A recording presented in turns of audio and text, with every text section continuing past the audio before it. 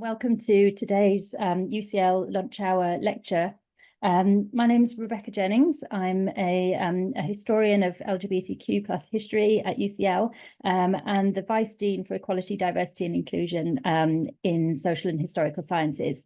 I'm absolutely delighted to introduce my wonderful colleague, Philip Ayoub. Philip is a professor of international relations in the Department of Political Science at UCL. He is the author of 4 books and volumes, including When States Come Out, Europe's Sexual Minorities and the Politics of Visibility, which was published by Cambridge University Press in 2016, and also numerous articles in journals such as the American Political Science Review, European Journal of International Relations, and many more. He is going to be talking today on the subject of his new book, which is hot off the press with New York University Press, The Global Fight Against LGBTI-rights, How Transnational Conservative Networks Target Sexual and Gender Minorities. And so I'm going to hand over to Philip now. Very much looking forward to hearing from you, Philip. Thank you so much, Rebecca. It's a pleasure to be here, and I thank all the organizers who invited me and made this lunch hour lecture possible. I'm going to go ahead and share my slides real quick, and then we'll get going. So just get these up here for you. So as Rebecca pointed out, I'm going to be speaking about a new project today. It's a book that I've been working on with Christina Stöckel for the last decade, since we met in Florence in 2013 and worked on a grant proposal to do some of this research. And the book just came out last week, so it's very exciting to get to speak about it in this forum. Nonetheless, the topic of the book, the topic of the book is about anti-LGBT activism and how a lot of the movement actors against LGBT rights have used transnational and international channels. I thought it would also be important to point out that a lot of those channels, the transnational channels they use, have been employed by LGBT activists themselves for quite a long time. And in a way, this book was a bit of a follow-up to arguments that I made in my first book, which was that the changes that we've seen in LGBT rights around the world had a lot to do with kind of the transnational mobilization that LGBTI activists have employed for a very long time, actually going back into the 1800s and some of their cross-border activism. And only more recently have we seen that the resistance, which we expect everywhere, to LGBT rights has also started to adopt more and more of these global strategies. And so I wanted to actually start briefly by giving you a bit of a context of that first book, which asked, why some states adopt LGBT rights and others don't, and also looked at how transnational processes have helped the proliferation of LGBT rights that we've become accustomed to in many states and helped them pop up in many different places.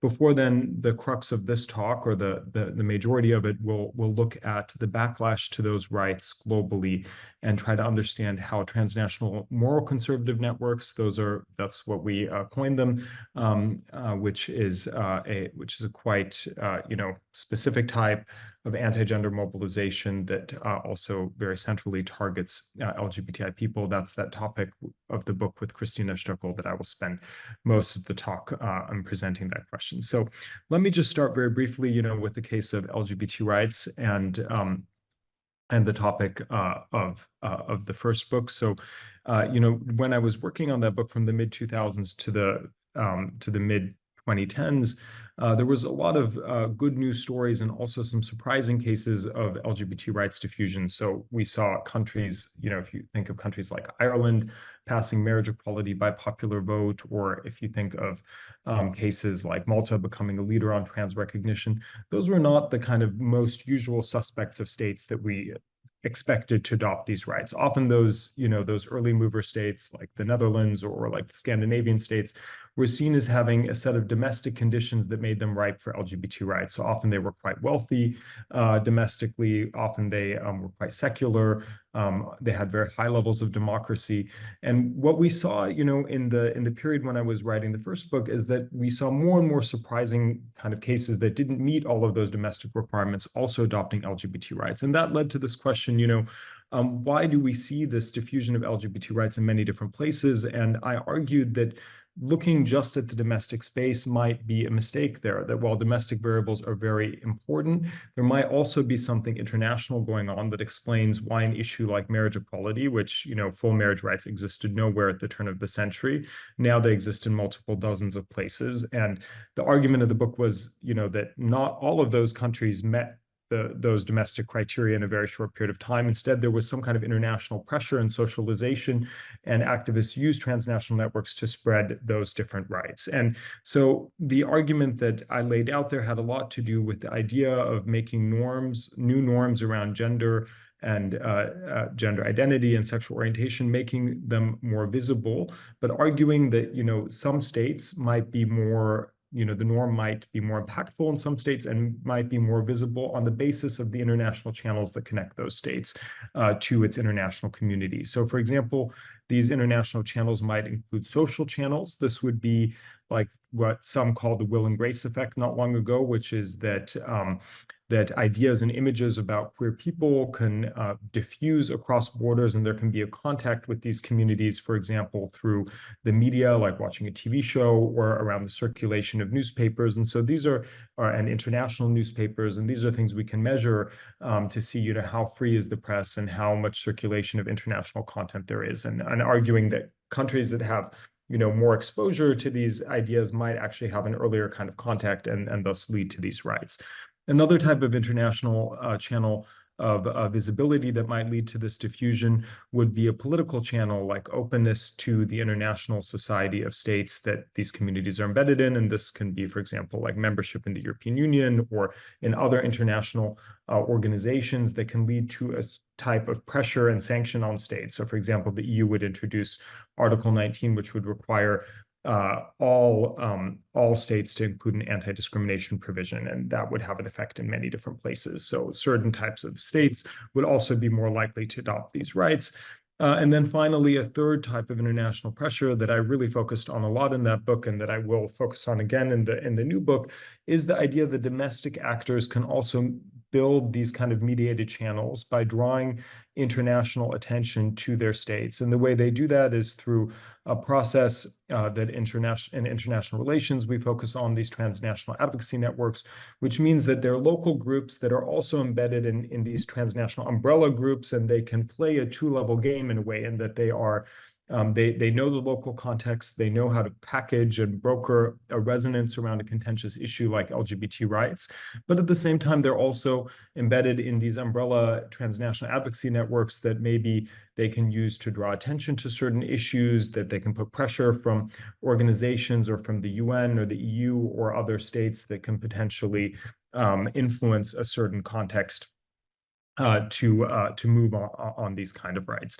And so when these kind of international pressures are more present, we might see more changes or more likelihood of adopting these LGBT rights. That was basically the argument. And here you see kind of an argument like that actually sketched out in a cartoon that I found in Germany some years ago, which shows the then Chancellor Angela Merkel trying not to catch a bouquet from an Irish couple that had just been married. And this came out in 2015, shortly after the referendum, where the Irish population voted overwhelmingly, I think with about 62% in a popular vote to introduce marriage equality. And then there was a lot of conversation in Germany, and this is a German political cartoon, that, how embarrassing it was for Germany to, be left behind on this issue, because Germany had civil partnerships, but they hadn't had marriage equality yet at the time. So there was a lot of pressure, even within her own party, that people were saying that it was kind of embarrassing that a lot of countries were getting to this new benchmark of human rights before the German state. And indeed, that is something that would play out, in the next years, when in 2017, Angela Merkel did release the party whip, in which opened a space for marriage equality to be introduced in Germany, even if she didn't vote for herself. Actually, she knew full well that it would pass in the parliament. And so this kind of international dynamic, with with pressure coming from below due to international examples that are existing is something that we think about a lot in international relations, that there can be these transnational currents that lead multiple countries to change on certain issues. And again, I argue that, around LGBT rights, there's something international going on there as well, because there's a lot of countries on many different continents, including news we've read in just very recent weeks about Thailand, for example, that we see, a certain kind of institution like marriage equality, which existed almost nowhere not long ago, now is seen as taken for granted in many different places. And that is the kind of international normative change that we talk about here. And some of the models theoretically we have for that in the literature relate to these boomerang and spiral models in the international relations literature.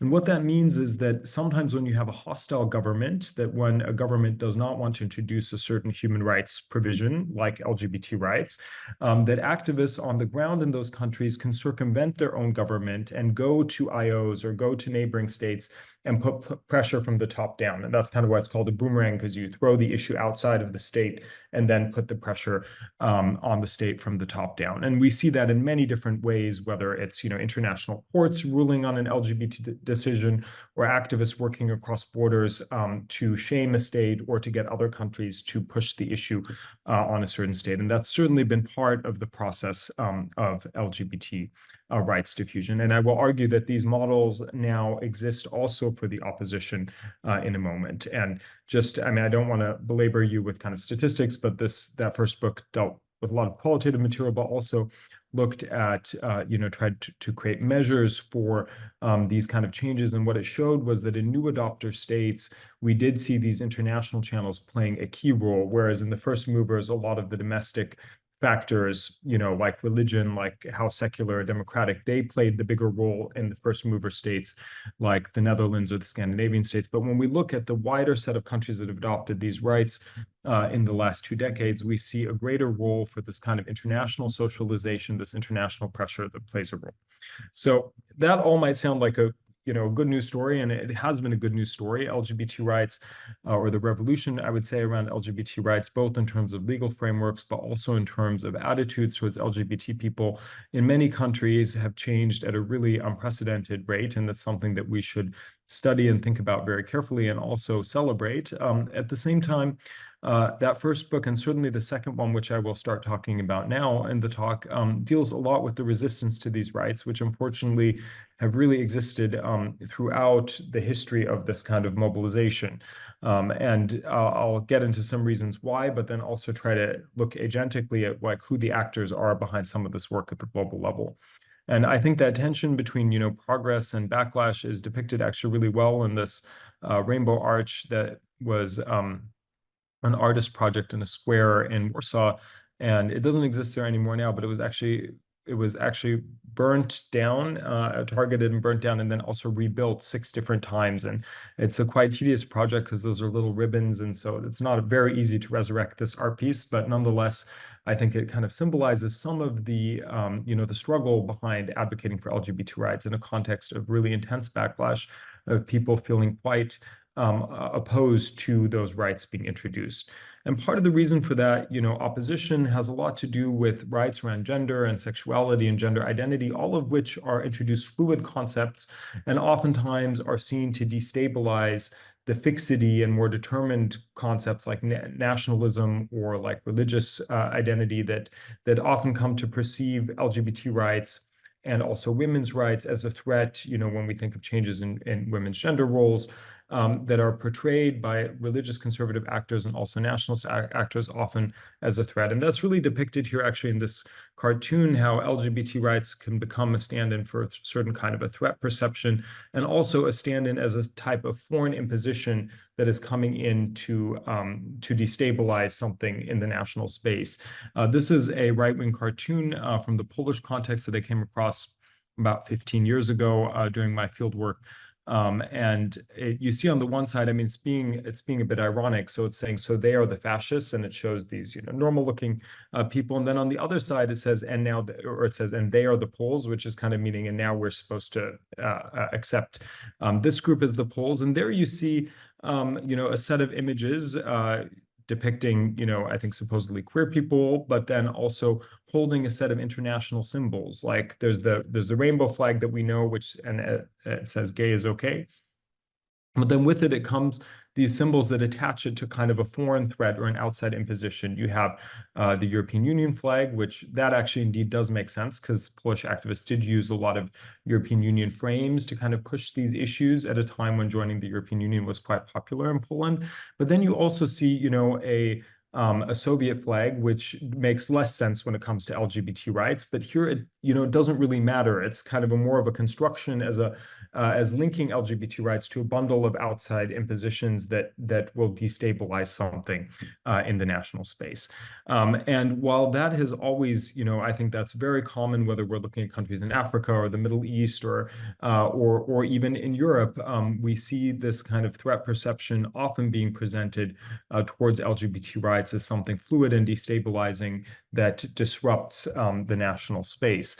And while that has always provoked a kind of resistance locally, what Christina and I are doing in the new book is trying to think about how a lot of that resistance has globalized and how we see that also at international institutions like at the UN and like at the EU, there's a more concerted effort now to push against those rights in those spaces. So it's not just that resistance is happening in the domestic space, it's also happening in the international. And we see that in many different ways, that we see, international social movement organizations or transnational advocacy groups, which I will introduce in a second, working against LGBT rights, and they're supported by powerful states and also by powerful IOs that are concerned with, centrally with LGBT rights and see them as a type of issue to be resisted. And so I just want to set the stage with a short vignette to kind of build the theory that Christina and I engage in the book. And that vignette comes actually from our fieldwork, which this is an example from 2016, I believe. And I was in Nicosia at a workshop called Reclaiming Family Values. And by the title of that, you might think that it was talking about the anti-LGBT opposition, but that was actually an LGBTI summit, an international summit that brought in activists from many different countries to gather in Nicosia to talk about reclaiming family values. And the point of it was, as one of the activists stated in her speech, was to take the wind out of the sails of their opposition. And so they wanted to reclaim some of the concepts that they had been charged with, with being against, which LGBTI activists don't see themselves as against the family or against religion, et cetera, but they presented themselves in that way. And they came together to talk about, religion, the family, how their movement intersects with those issues in a very inclusive way, in order to kind of also repackage some of their language in response to this growing international threat. At the same time, Christina was in Tbilisi in Georgia on May 17th, which some of us might know as the International Day Against Homo and Transphobia. But in Tbilisi of that year, it was declared a holiday called Family Day by decree of the patriarch of the Georgian Orthodox Church. And that day, they hosted, the World Congress of Families hosted a similar, or not similar, but also an event that was very international, brought in activists from around the world that were there to talk about the family, but in conjunction with talking about a threat around LGBT rights. And just to give you an example from that, there was a speaker that we chart in the book that was one of the first day speakers. It was a Frenchman who talked about how he had 7 children, and then he went on to talk about the gay lobby. And he says, "My dear Georgian friends, I'm here to warn you about the threat of the gay lobby." And I'm paraphrasing here because I don't have the exact quote in front of me, but it was basically saying he was referring to kind of marriage equality being introduced in France and saying that the so-called gay lobby wants to come here and destroy your families. And that's what he very clearly laid out in his speech. And so what's interesting about this is that we have 2 transnational advocacy events where we have both concerned with LGBT rights, but in very different ways. One in stark opposition, and one trying very hard to push forward inclusion in their societies around these issues. So, given that the transnationalization of the opposition, Christina and I argue that these resistances to LGBT rights have actually increasingly started to also employ the same transnational or related transnational tools that garnered LGBT people their widespread recognitions in the decades prior. And in a way, they also conform to those spiral and boomerang models that I had introduced to you in a second, but in a process that we reconceive as a double spiral, or what we call a double helix eventually, and I'll introduce to you in the next slides, in that there's a kind of tension between these two transnational spiral networks that are existing at the international level alongside the domestic one. And then we also argue that these resistances to LGBTI rights, they interestingly and increasingly also unite ideologically quite scattered, geographically scattered, and also ideologically incongruent actors, ones that we wouldn't always perceive as being together, but they unite around a set of perceived threats, all of which intersect with gender very centrally. And those threats can be far-reaching from, perceived threats around communism or demographic decline or native Hispanic or secularism, but LGBTI people feature in these narratives in a very, very central way, which is why we were interested in studying them. The existence of these networks, these opposition networks, also challenge some of our thinking in international relations. And I guess I should note that I'm a political scientist, and that's the field, that the subfield in political science that I'm speaking from. But we had a lot of optimistic narratives, and I think very important also theoretical models about how movements can change the world sometimes, or change many countries through this kind of transnational advocacy. But as our study here shows, by looking at moral conservative activists using those channels, it does show that transnational politics is not just the domain of progressive movements. And Christina and I are certainly not the first people to say that. That has been, that's been also looked at in many other kinds of movements in recent years.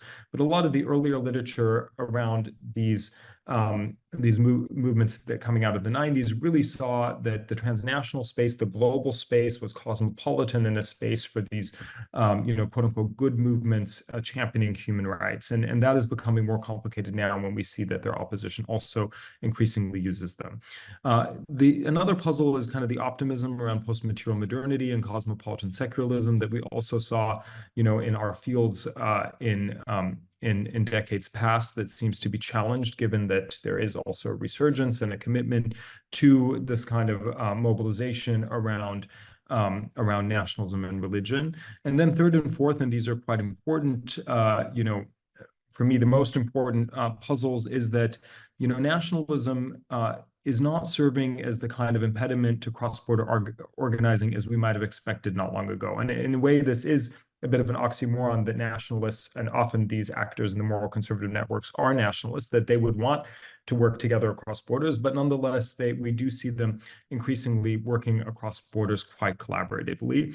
And then also sociologists of religion, which is more the field of my co-author, Christina Stöckel, there too, there was a lot of thinking that the distinctiveness of varied faiths would be an impediment to kind of conservative ecumenism, or kind of bringing together of different faiths and kind of faiths together in a type of cooperative mobilization. But here too, we do see that these activists are brought together around a perceived threat around LGBTI rights to work together quite well cooperatively, even if they have different faiths. So this leads us, to kind of the structure of the book, where there's 9 chapters in the book, and they revolve around 4 parts. Which the first look at rival networks, they look at the actors, who makes these up, these transnational advocacy movements up, and then they look at claims and strategies of the resistance movement, followed by responses of LGBT plus movements to this new challenge in the global space. And I'm just going to touch, I know I have limited time in a lunch hour talk, but I'm going to touch briefly for a few minutes on each of these parts for the remainder of my talk today. So first is, the first part of the book really maps out that these rival transnational advocacy networks do exist, and we do join a really exciting set of scholarship, which I have some of it outlined here, including work by David Paternaud and Roman Couar and Christopher Velasco and Judith Takacs, lots of exciting work that is mapping, that transnational moral conservative networks are, and sometimes they're called anti-gender networks, are becoming more coordinated and organized in the global space. What Christina, I add to that is a theoretical metaphor where we want to suggest that the presence of this rival network means that we might have to rethink some of the boomerang and spiral pattern, in that those original patterns, those models saw that the progressive movements were operating in the international space, and then often when they met their resistance in the domestic state, in the country that was being targeted. And then usually that led, in the model, that leads to a process of backlash, that then there's some kind of a learning process, and then eventually there is some kind of a adaptation where there's hopefully some kind of normative change in the domestic space. But given that the rival networks are also operating in the international space, it creates a bit of a different pattern, because the LGBTI groups are not just meeting their opposition in different domestic countries the way they might have been in the past. Instead, they're also meeting their opposition in the international space. So they're meeting them again at the UN, at the EU. They're meeting them in various fora where they're being challenged. And so this creates a bit of what we call a double spiral model, or a double helix model. And the double helix, it's not to draw on biology, but instead just a helix has depth between it. So the idea that there's one strand working on LGBTI rights and one working on these moral conservative issues means it creates a space for interaction, and that the two transnational advocacy networks have to confront each other in this global space alongside the domestic one. What does that entail in terms of the interaction? Well, theoretically, we say that we actually see some kind of borrowing from the two movements of each other's strategies. So, for example, the moral conservative movements increasingly use a human rights language, which would have been puzzling to us not long ago, because often they didn't care so much about the human rights framework. But now they're actually talking about rights around religious liberty, or rights around children, or sometimes rights, cis women's rights, in a way that is always constructing this. They use some of this human rights language, even though it might have a quite sinister, angle to it, in that it is indirectly trying to undermine the human rights of queer people. Nonetheless, they use some of these languages, and they use also some of the venues, like international courts or international organizations that they had issues with ideologically not too long ago, but now are willing to use some of those spaces. Similarly, LGBTI people also are increasingly talking more about the family. They're using more national language. They also occasionally use religious language or other types of frames that we call kind of rooted frames, to counter this portrayal of them as antithetical to the family, or antithetical to religion or the nation state. And so we see a mix of shifts there, where the LGBTI movement has also been a bit more cautious about using kind of global, universal, human rights, minority rights language in their frameworks. So in terms of who these opposition actors are, there's a lot of transnational advocacy groups, and we focus on a few main ones in the book, including the International Organization for the Family, which is this large transnational advocacy group that organizes these World Congress of Families summits every year. And they basically bring together a lot of activists from different countries around the frame of family values, which often includes a serious concern for them around LGBTI rights. There's other groups, several other groups that we deal with. So, for example, Citizen Go is a digital transnational advocacy platform. Includes, according to them, they include over 12 million users, and they also translate work in 16 different languages. So often there will be anti-LGBT petitions that will be pushed in many different countries at the same time. And so that's why you see also certain similar threats emerge, whether it's kind of a perceived threat around Drag Queen Story Hour, which you see a petition in Florida that might also exist in Brazil and in Bavaria. And that is in part due to this sharing network also through these kind of anti-LGBT activists. And then finally, there's also, like with the LGBTI activists, where you might have a certain supportive state, like the Netherlands, that goes to bat for these rights at certain international courts or international fora. You also have states and IOs that support these anti-LGBT groups, and there you can see, for example, most prominently in these recent years, you see the Russian state being a really strong advocate for what they call traditional values that intersect directly with this movement and its and its message. You also see certain IOs like the Orthodox Church or the Catholic Church that supports these kinds of activists. And what that means is that you do have this global networking then of some of these issues. And I know these images are really hard to see on your screen, but if you look at the bottom image there, that is a global network analysis of the World Congress of Families organization. And so what you see there actually are both countries that hosted an event in blue, and in the orange triangles are countries that sent activists to those events. And so you can see, I mean, the main thing you can take away from it is just that it's very far-reaching in terms of the span of this movement and the terms of countries where it has a connection to. And then on the other side, you see countries that voted for anti-LGBT issues at the UN. So I guess the countries that voted against them would be the more pro-LGBT ones. But what's interesting here is that in countries, whether they voted for or against some of these anti-LGBT resolutions, you do see that they have civil society organizations that supported those resolutions that don't fully always align with their countries. So it's hard for us to think of the world as purely pro and anti-LGBT countries. Instead, we see a lot of groups that can move in a different direction in an anti-LGBTI way and be organizing from a country that we might see as pro-LGBT. And that also plays out if we look more closely into these networks. So here, for example, you can see the group participation at the World Congress of Families as part of the network analysis. And we see, like, if you look if you're facing your computer, if you look on the figure on your left, you would see that at the very bottom, you see representation from groups from the United States, from Nigeria, Venezuela. You also see, if you go further down, many other countries, including Poland, Russia, Spain, Canada, who are involved in this network. And on the other side, you see specific individuals also that are very active, kind of normal entrepreneurs in these networks. And so when they come together, what are some of the main concerns? And we try to sketch this moral conservative narrative, which I can talk more about in Q&A if you're interested in. But the key concept that really stood out for us in some of this work is a concern in these movements around the concept of a so-called gender ideology, which was defined early on by Roman Quora and David Paternot, as it's perceived as this ideological matrix of, for this group, unwanted social reforms, namely sexual and reproductive rights, same-sex marriage and adoption, new reproductive technologies, sex education, gender mainstreaming, protection against gender violence, and also increasingly more central, a concern that these moral conservative groups have with trans inclusion, and also a backlash they wield against the whole spread of groups within the LGBT umbrella.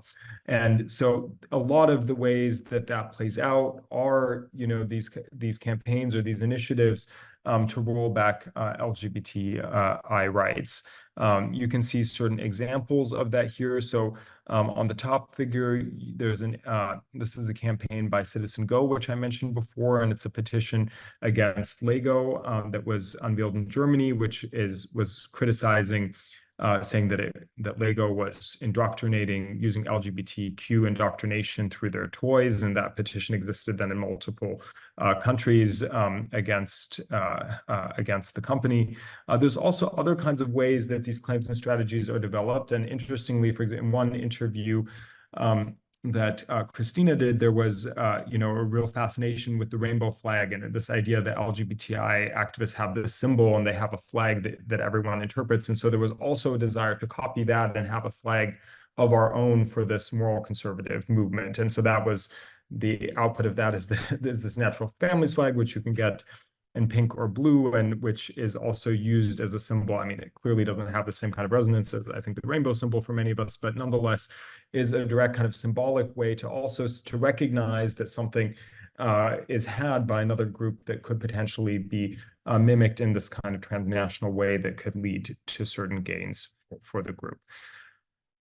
So I have about 5 minutes left, and I just want to spend the last moments of the talk also thinking about how LGBT plus movements respond to the increasing work here, because I don't want to leave you on a note of just this really bad news story. I mean, we started with, I think for me, a good news story, and I'd like to also return to the fact that, you know, LGBTI movements are very agile and they have dealt with challenges all along, and they're also responding to this in really interesting ways. At the same time, they're also making certain decisions, and I think also certain framing decisions that we have to think about and grapple with in terms of the response to this movement. And what we do in the last part of the book is look also via content analyses of the LGBTI movement's own messaging around kind of new framing and tactical counter arguments, and that the LGBTI movement uses to counter these claims that are put on them that they are foreign imposition or that they are a threat to family and children.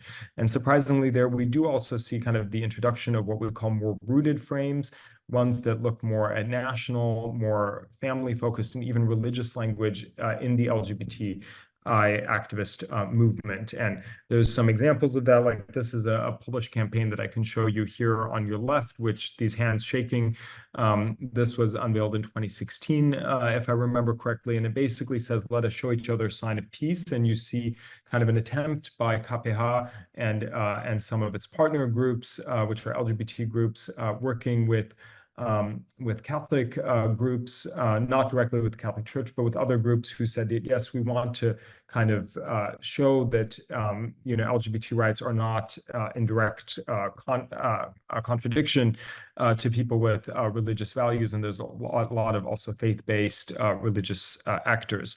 And so this was a campaign there dealing with religion. In Ireland, around the marriage equality campaign, which is called the Yes campaign, there was an interesting, you know, response also to this, the moral conservative movement using children quite centrally in that campaign. You see here a anti-LGBT ad that say, you know, children deserve a mother and a father, which was basically the movement against marriage equality. But then interestingly, in this case, there's a kind of funny story, because the family whose stock image was used for that anti-LGBT ad saw that they were being used that way and then offered their modeling services to the LGBTI movement and modeled actually for the Yes campaign. So you do see them here on a marriage equality ad, but one that also features children very centrally in their framing, you know, in the LGBTI framing, that say children deserve equality. And actually, indeed, many LGBT activists have also used certain arguments of and frames around, we are the children's rights movement because we have queer children that we need to protect, and we also have children who are the children of queer parents who are stigmatized for that, and how that needs to be addressed.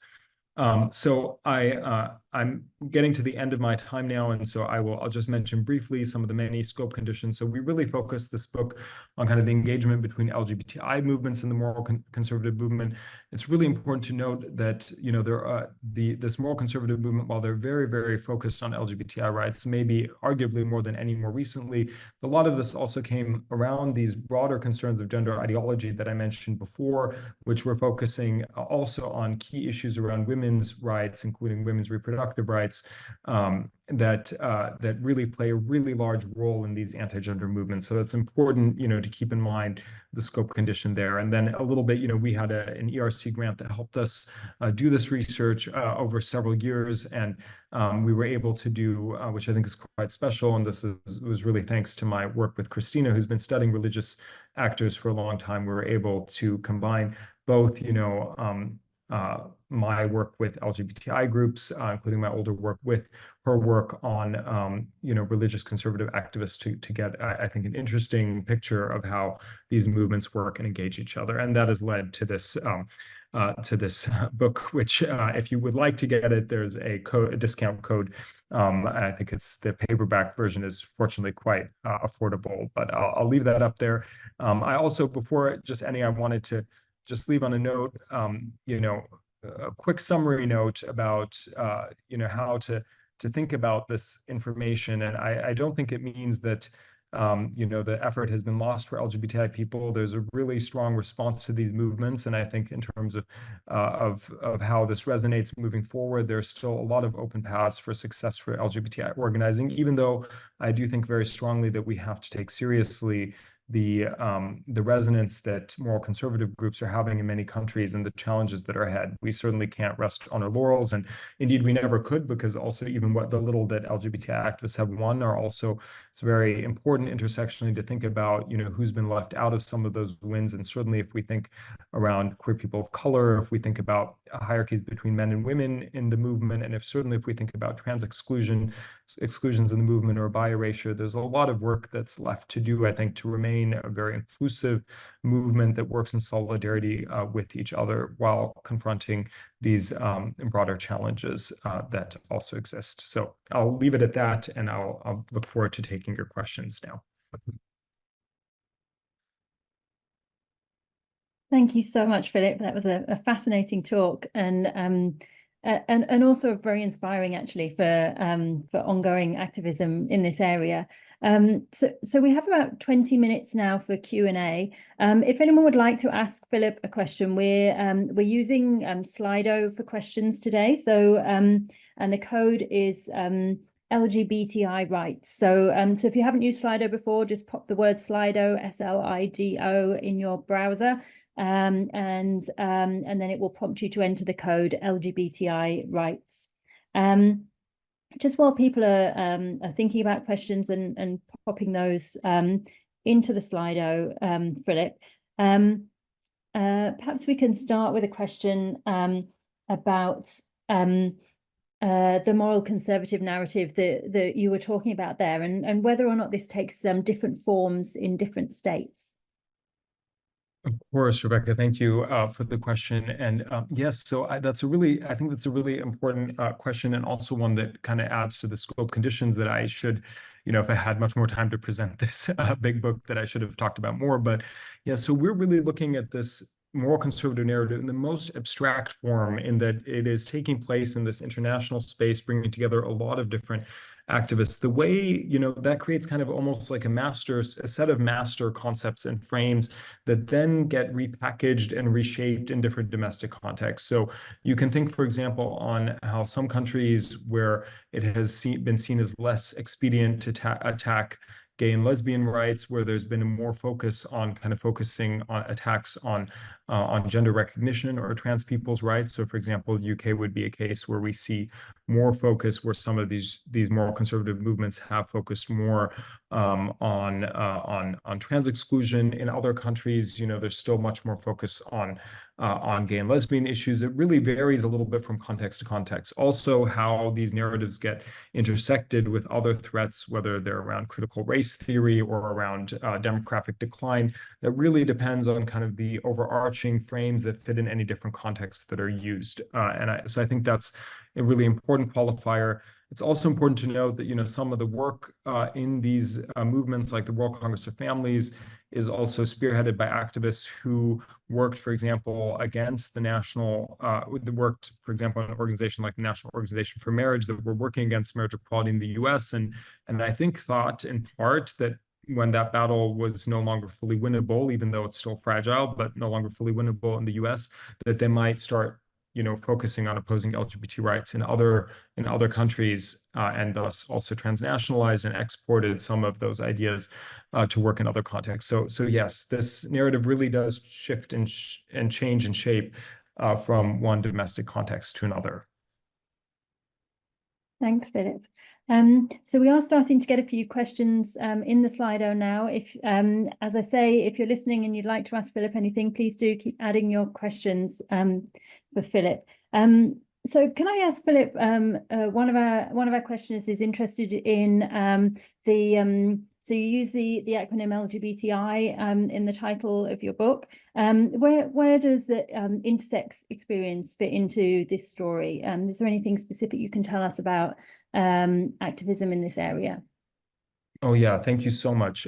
Absolutely. I mean, we actually originally we wanted to use SOGI or SOGI-esque rights around, given that LGBTI also has certain kind of Western connotations.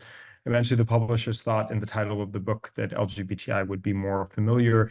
It's also the language that's used by the European Union, which we thought was useful kind of as an international precedent that made a lot of sense, given that the EU has been quite involved in terms of mainstream LGBTI rights and innovative in those areas. But intersex movements have been a big part of the story, especially when it comes to work on LGBTI rights. So we have, for example, organization Intersex International, which is a transnational umbrella group that brings together groups working on intersex rights in different, domains in different countries. And so that is also kind of an umbrella transnational group that connects activists across borders. These groups are also represented in larger kind of LGBTI umbrella groups like ILGA, for example, the International Lesbian, Gay, Bi, Trans, and Intersex Association, that works on furthering those rights and also protections that deal specifically with the intersex experience. For example, protecting children from any kind of surgeries when they are born. In terms of the opposition to LGBTI rights, it is interesting there that there has been, at least in my and Christina's observations, less of a focus on intersex rights. I think it's been there's a big focus on gender roles, which I think does apply centrally to intersex people as well. But there's a less focus kind of on specific LGBTI rights. They don't come up as much as concerns around marriage equality or gender recognition, for example, in other domains. Yeah. Thanks, Philip. Just before we go to the next question, just to say again, if you'd like to ask a question, just pop Slido, SLIDO, into your browser and use the code LGBTI-rights, and then you can post your question.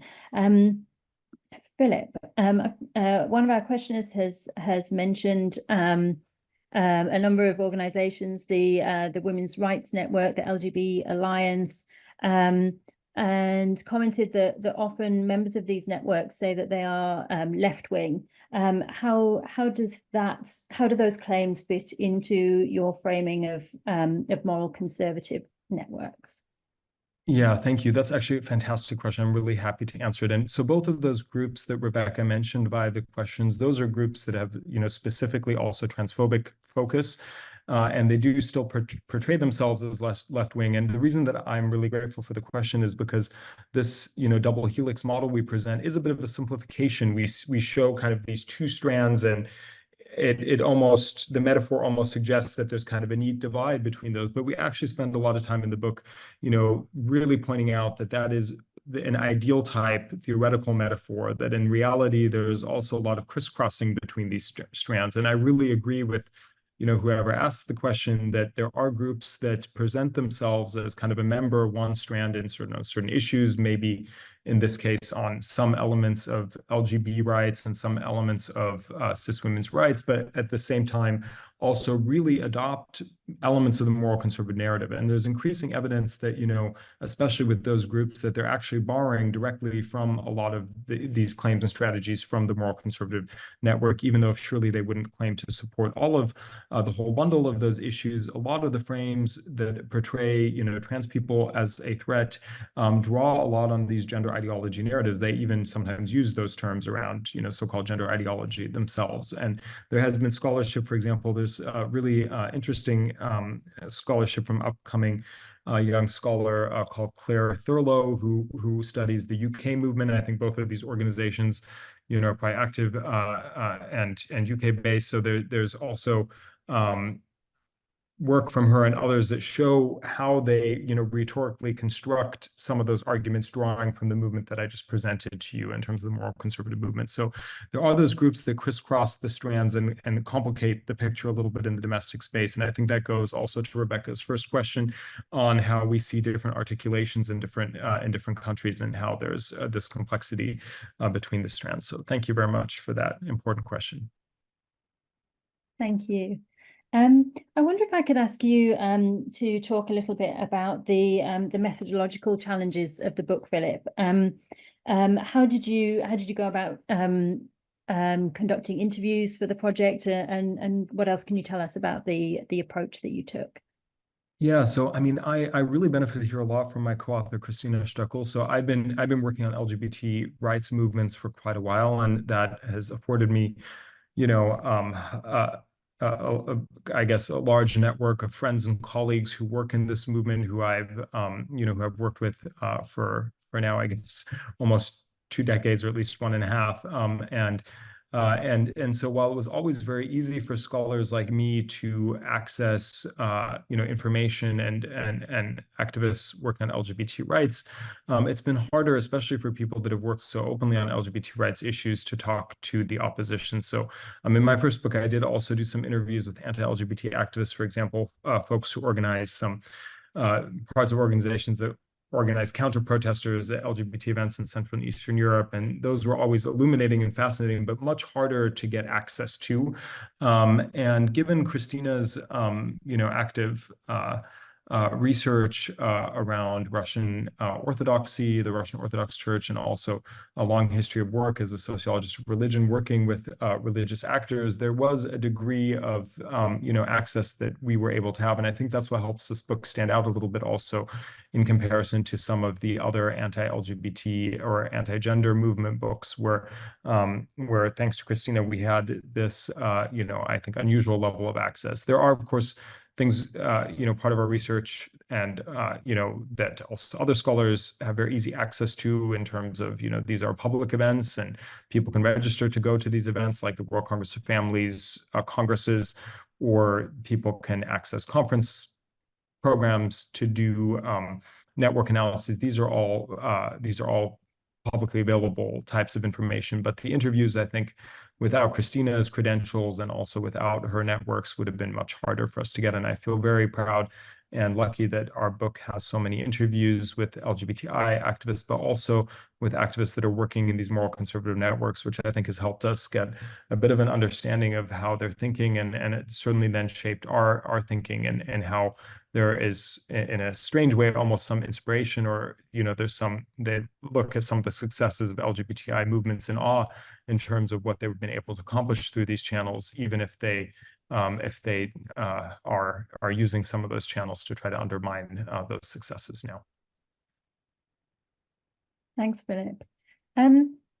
I wonder if you could talk a little bit more about, you mentioned towards the end of your talk that you felt that this new kind of form of interaction between moral conservative groups and LGBT activist groups has kind of created this different dynamic between the two. How has this, in your view, shifted the forms of activism that LGBTI groups are using, and the sort of spaces that they're occupying in that activism? Yeah, that's also really a great question. And indeed, there's also been some criticism about these shifts also within LGBTI communities, in terms of how new frames emerge, and whether they also create new complexities. Because of course, LGBTI people, as I kind of pointed out with that cartoon, have a long history of struggle with, concepts around religion and nationalism. They've been actively excluded many times by, strong national ideologies, or around by religious traditions. So it's been also kind of hard to suggest that we should be reframing a little bit to use also more national themes or religious themes. So for example, like the Polish KPH's logo, which used to be kind of some rainbow looking stars, which maybe mimic the EU a little bit, now has kind of, its logo has the borders of the Polish state, which is a very rooted kind of national symbol and shift of how the movement portrays itself, partly because I think they want to show their indigeneity. But at the same time, I don't think it has supplanted. I would think more it has diversified their frames. That's an argument that I make with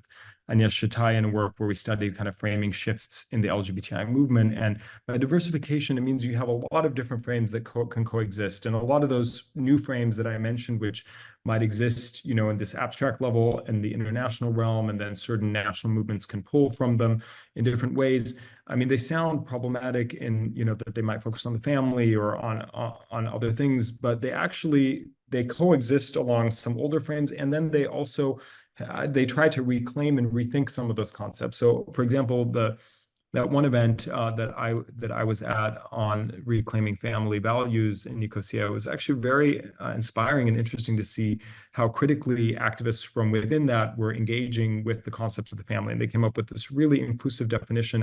We have the kind of a sketch of the definition that came out of that conference in the book, which I thought was actually quite a beautiful one, and in terms of families being kind of a safe space and how they're constructed in different ways and how people can find them or build them later in life.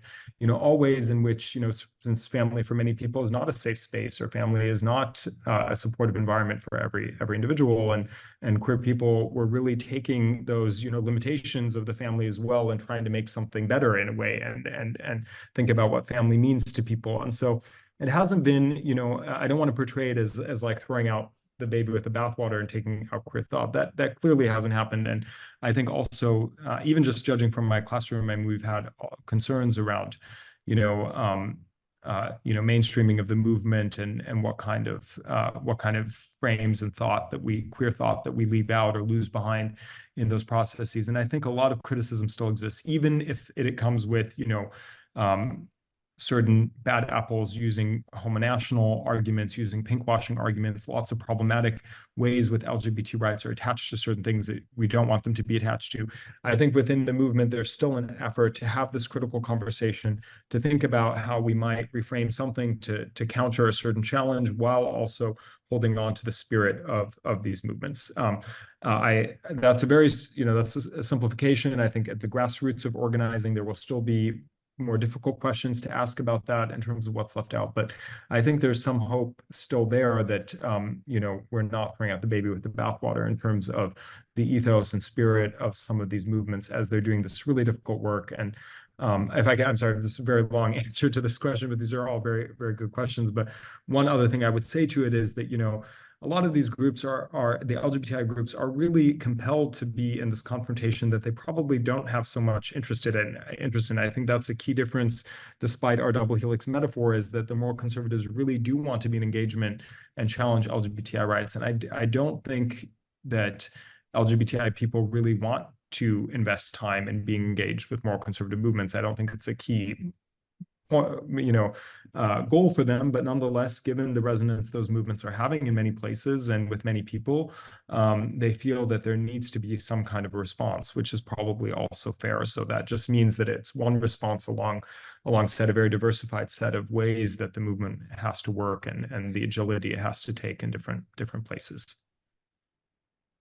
Thank you very much, Philip, for that, and for all of your really thoughtful answers to the questions. I think we are pretty much out of time now. I don't know if there's any kind of final comments or thoughts that you'd like to add before we bring this to a close. Otherwise, I'd just like to remind everyone that that Philip's book, The Global Fight Against LGBTI Rights, is now out and available.